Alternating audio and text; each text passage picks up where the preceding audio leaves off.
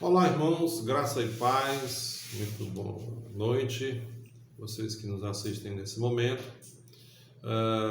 Não sendo possível estarmos fisicamente com vocês, Deus nos possibilita este canal para que possamos compartilhar com vocês um pouco da sua palavra.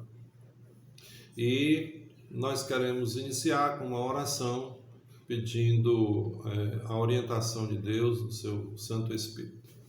Pai bendito, Deus eterno e todo-poderoso, nós estamos mais uma vez aqui nos quedando à Tua vontade, rogando, Senhor, o perdão dos Teus erros, a Tua graça e a Tua misericórdia e a orientação do Teu Santo Espírito nesse momento, para que a Tua palavra seja aplicada aos nossos corações e abertos os nossos entendimentos, Pai, submetendo sempre à Tua vontade.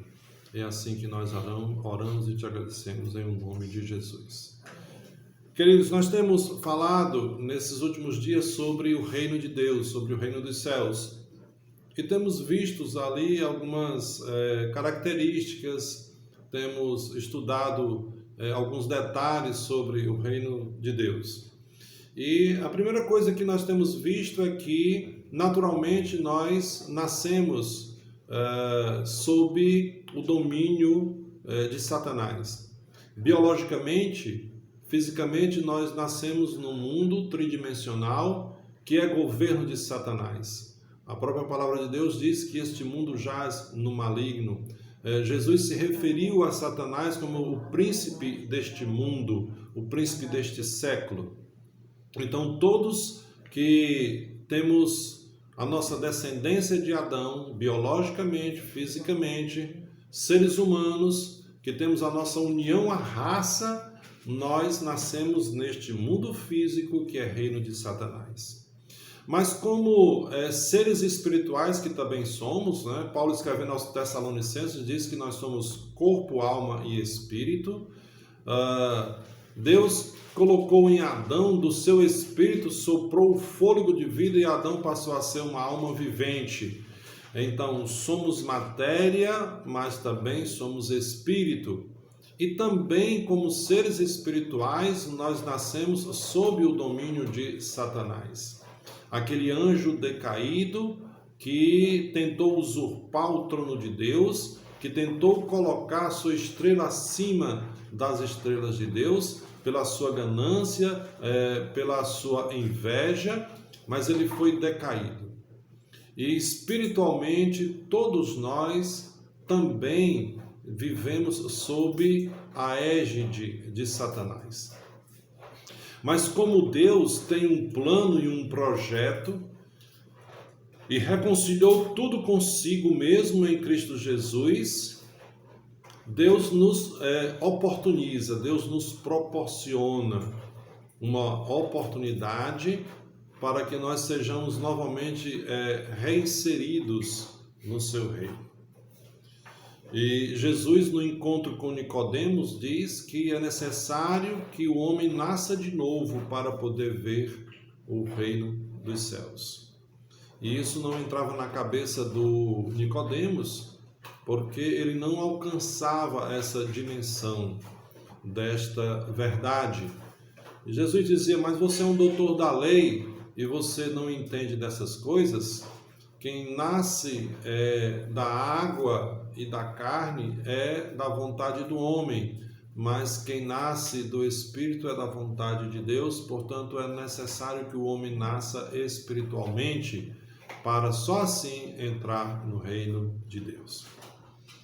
E hoje nós vamos continuar falando sobre isso, né? E especificamente sobre a nossa cidadania celestial. E algumas coisas são aplicadas a nós através da nossa cidadania celestial. E uma das coisas que eu quero destacar para você é o nosso registro de nascimento. Quando nós nascemos, o nosso pai pega lá a declaração da maternidade, leva lá no cartório de registro civil e diz, esse menino é meu. E através dessa declaração da maternidade, é feito um registro num livro, o livro de registro civil, de registro de nascimento, e lá tem a declaração e o pai, o nome da mãe, os avós paternos e os avós maternos, tem toda a nossa genealogia, a nossa ascendência até o segundo grau. Primeiro grau, o pai, segundo grau, os avós paternos e maternos. E o nosso pai nos dá um nome. Então, nós passamos a ser gente. A partir daí, né? De acordo com a lei, nós temos o nosso registro civil. E a nossa cidadania espiritual também nos dá um registro. Só que não é esse registro civil. E assim como o nosso Pai tem poder sobre nós, porque Ele nos dá um nome, e quem dá nome tem a ascendência sobre o nomeado, do mesmo jeito nós temos um registro espiritual, sabiam disso? Apocalipse, no capítulo 21, versículo 27, diz assim: e não entrará nela coisa alguma impura, nem o que pratica abominação ou mentira, mas somente os que estão inscritos no livro da vida do Cordeiro. Olha que maravilha! Como cidadãos celestiais, nós também temos um registro de nascimento. E nós temos um nome que é dado por Deus. E este novo nome está escrito no livro do Cordeiro. Isso é um grande privilégio nosso. Vocês sabiam que tem pessoas no Brasil que não tem sequer registro de nascimento? Foi feita uma grande campanha do governo federal para que todo brasileiro tivesse a sua cidadania reconhecida através do seu registro de nascimento. Pois assim, há muitas pessoas que não têm o seu registro de nascimento lá no livro do Cordeiro. São pessoas que têm vida, sim, mas as suas vidas espirituais ainda são domínio de Satanás. E não tem o seu registro do novo nascimento em Cristo Jesus, que não é da vontade da carne nem do sangue, mas da vontade de Deus, e não tem os seus nomes dados por Deus. Nós, que tivemos as nossas vestiduras lavadas no sangue do Cordeiro, nós temos o nosso registro de nascimento espiritual escrito no livro da vida. E isso é uma prerrogativa dos cidadãos celestiais, através do novo nascimento. E assim também como quando nós nascemos, nós passamos a ser herdeiros naturais dos nossos pais.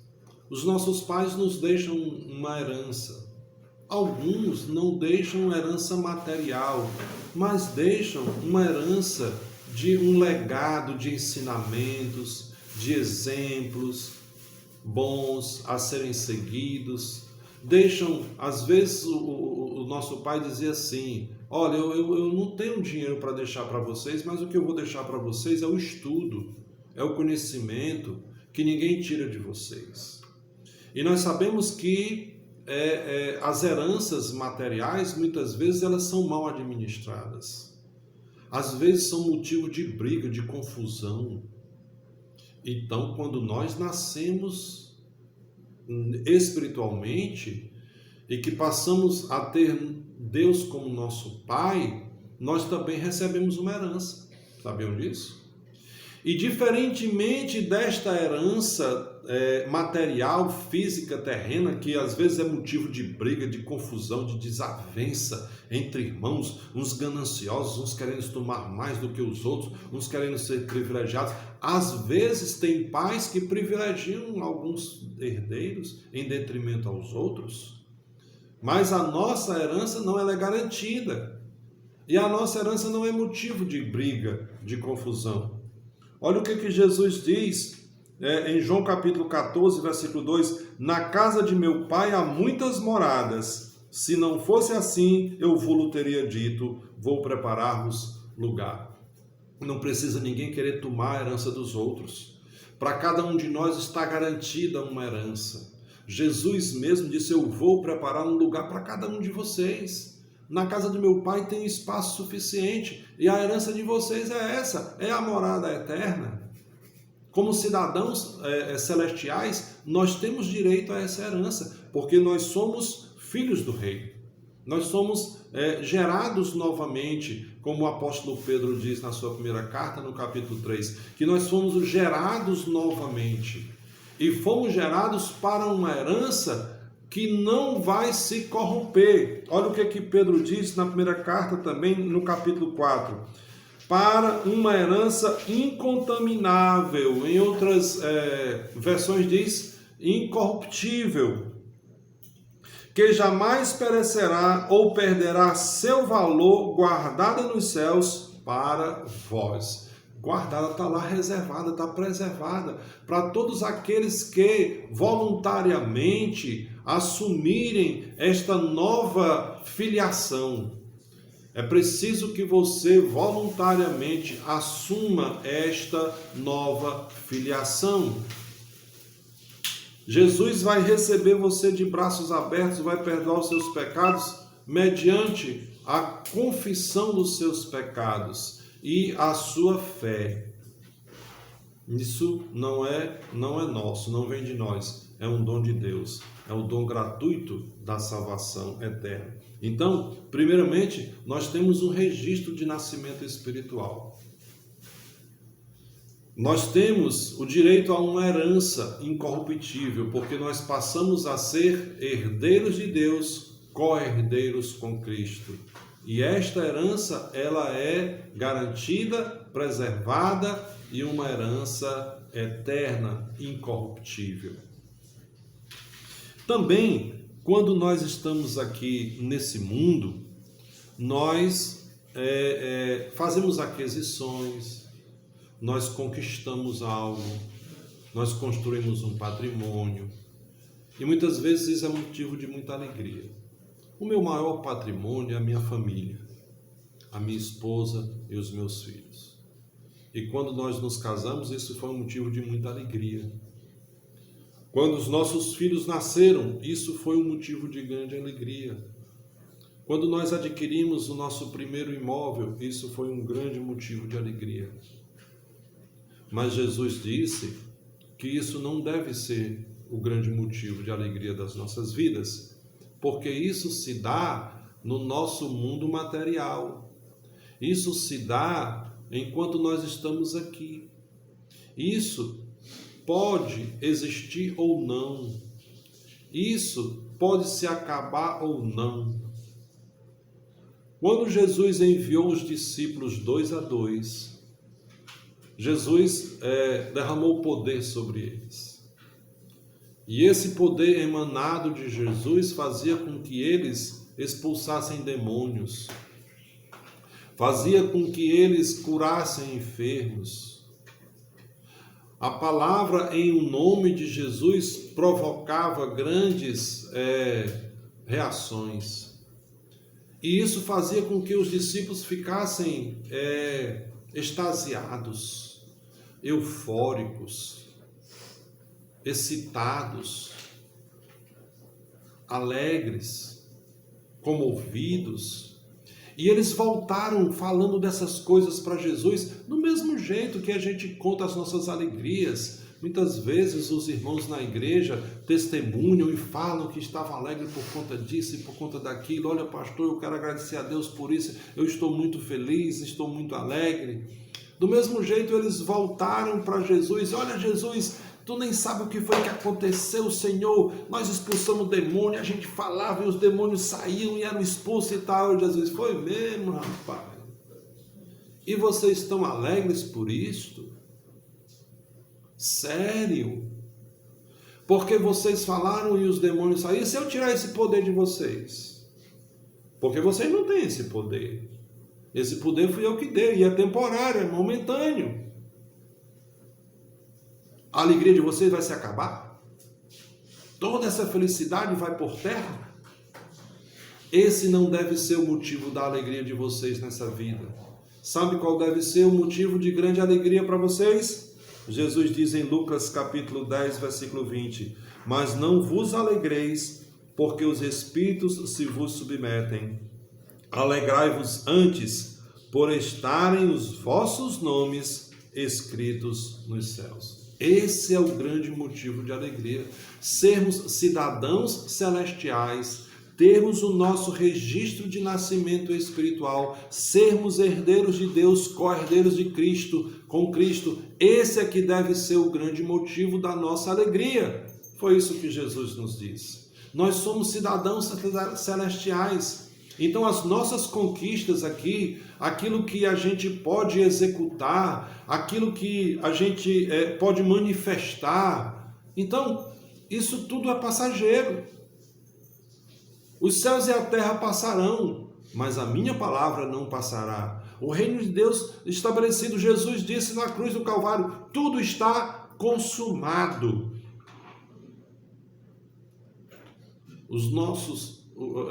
O nosso patrimônio, as nossas conquistas, o nosso legado, isso vai se acabar um dia. Porque nós devemos ficar alegres, tão efusivos com as coisas que são passageiras. O que deve motivar a nossa alegria, o que deve ser a nossa razão de ser, de existir, é porque nós somos cidadãos celestiais. E Paulo, escrevendo aos Filipenses, nos diz isso. A nossa pátria, porém, está nos céus, de onde esperamos o Salvador, o Senhor Jesus Cristo. Ele está lá. Quando Jesus morreu e ressuscitou, foi assunto aos céus, está sentado à direita de Deus Pai, de onde havia julgar os vivos e os mortos, e nos receber nos altos dos céus, para com Ele reinarmos na vida eterna. Pois, amados irmãos, que nesses dias nós possamos meditar mais sobre isso, da nossa condição, e como eu disse em outro estudo, de embaixadores de Cristo, como Paulo escreve aos Coríntios. Nós somos embaixadores de Cristo, então nós somos uma porção do reino dos céus, dentro do reino de Satanás. Mas nós não vivemos mais sob esta lei. Nós estamos agora sob a égide do Espírito Santo. A lei de Deus é que prevalece nas nossas vidas. E esse novo nascimento nos dá esta prerrogativa de cidadãos dos céus, o nosso nome registrado no livro do Cordeiro, a nossa herança garantida por Deus na eternidade, não perecível, não corruptível, e isso é que deve ser o grande motivo de alegria da nossa existência. Por isso, irmãos, que Deus aplique aos nossos corações essa verdade, que o Espírito Santo implante isso na nossa mente, abra o nosso entendimento e nos faça cada vez mais viver de acordo com esta verdade. É assim que nós oramos, em nome de Jesus. Fiquem com Deus, fiquem na paz, que nós possamos nos ver quarta-feira todos através do nosso culto de doutrina e oração no nosso canal do Facebook. Fiquem com paz, fiquem com Deus. Amém.